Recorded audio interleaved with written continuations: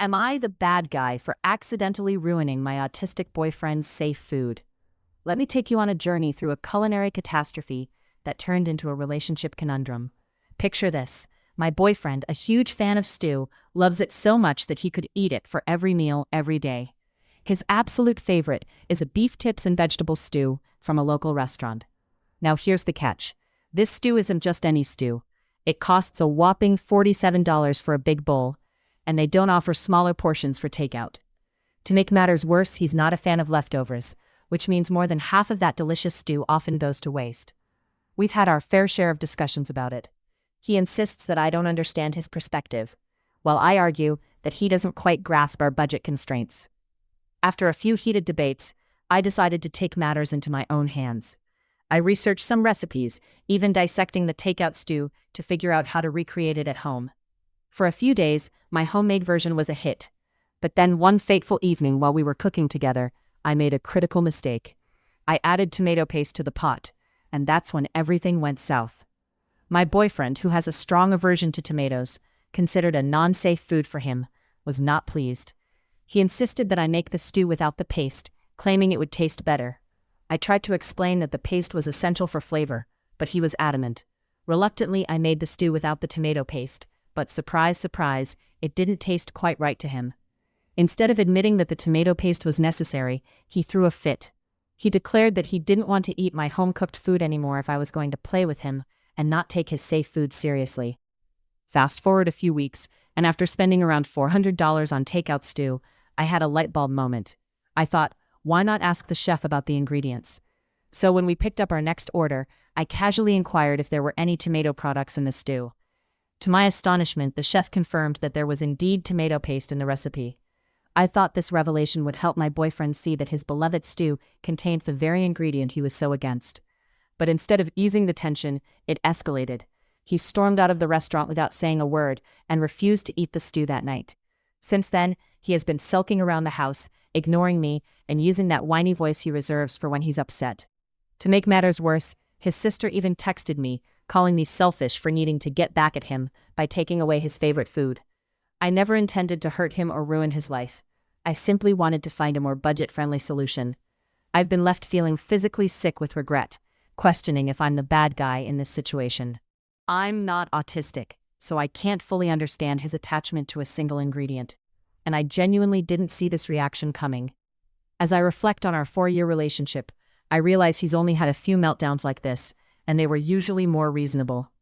This time, however, it felt different, especially with his family getting involved. I'm caught in a whirlwind of emotions, swinging between thinking everyone is overreacting and feeling immense guilt for what I've done. In the end, I just wanted to save us from going broke over stew. I tried to make a cheaper version at home. I attempted to reason with him at the restaurant, and yet here we are. I'm left wondering if I truly am the bad guy in this stew saga.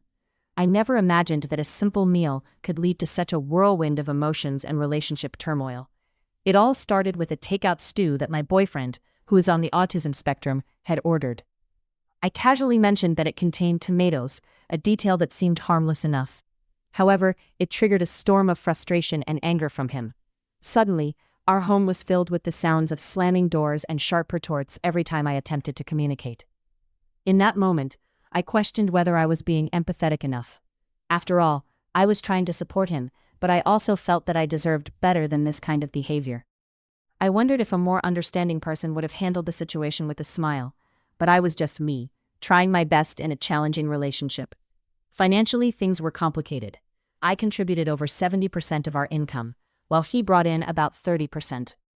We shared a mutual account for bills, but he had more debt from before we met, which meant he had less to contribute.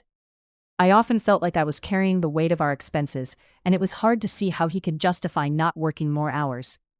He was focused on a side gig that took up a lot of his time, and he had drawn a line in the sand about not wanting to work full-time. His reaction to the stew incident was perplexing. He accused me of changing the recipe on purpose, as if I had some hidden agenda to sabotage his meal. I was baffled. Why would I mess with his food? It was a simple catering stew, and I had no intention of playing tricks on him. I felt like I was at a loss for how to support him, while also managing my own needs. Fast forward a few months, and things took a turn. I had to make the difficult decision to ask him to move out. He returned to live with his parents for a while, before moving in with a friend. During this time, he found a job, and I noticed a slight improvement in his attitude. We even tried couples counseling for a few weeks, but it often felt more harmful than helpful, leading to more arguments than resolutions. Our relationship became a confusing mix of separation and friendship. We were not officially together, but we weren't completely apart either.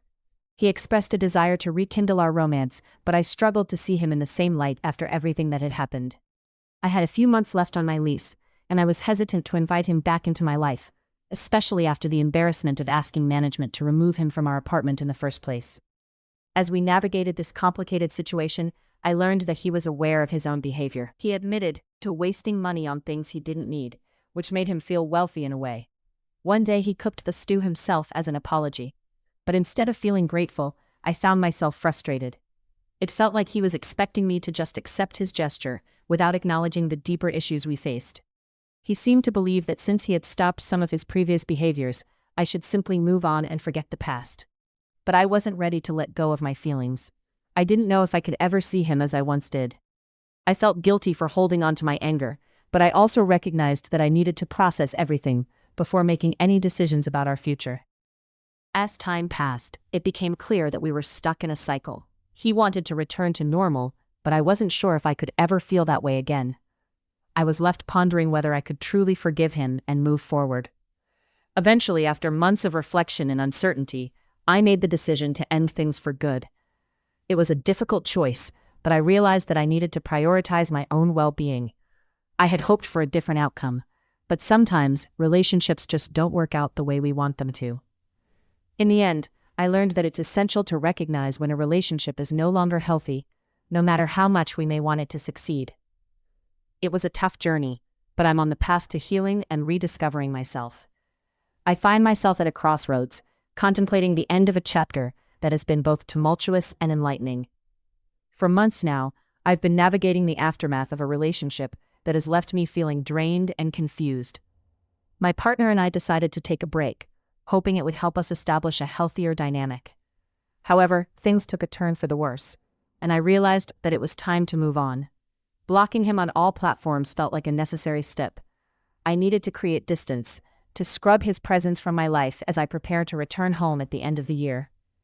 It's a bittersweet feeling, knowing that I invested so much time and energy into building a life with him, only to feel like it was all for nothing. The memories, once cherished, now feel like a heavy burden I'm eager to shed. During our time together, he seemed to be doing well for a while, but then he fell back into old habits, influenced by a friend who enabled his behavior. It was heartbreaking to witness. He has bipolar disorder, a diagnosis he received in high school, but was too ashamed to accept. Instead, his family chose to label him as autistic, a decision that left me feeling blindsided when he finally revealed the truth. It was as if I had been living in a carefully constructed illusion, and the realization hit me like a freight train. The embarrassment I feel when discussing our relationship is overwhelming. I can't help but feel like I've been played, caught in a web of half-truths and outright lies. It's a strange sensation, grappling with the fact that the person I thought I knew was not entirely who he claimed to be. Now, as I prepare to return home and stay with my sister, I'm determined to leave this chapter behind me, to pretend that it never happened. I graduated from college and moved back home, but the experiences in between feel like a fog I want to erase from my memory. I've been seeing a therapist for a few years, and while it has helped me process everything, I feel talked out. The thought of starting fresh with a new therapist in a new place is daunting. I worry that I'll be dragging all this emotional baggage with me, having to recount my story all over again. Yet I also know that going cold turkey isn't a viable option either. As I stand on the brink of this new beginning, I'm left wondering how to navigate the transition. If anyone has advice on how to approach this, I would greatly appreciate it. I'm ready to embrace a brighter future, one that doesn't include the shadows of my past relationship. It's time to reclaim my life and focus on the journey ahead.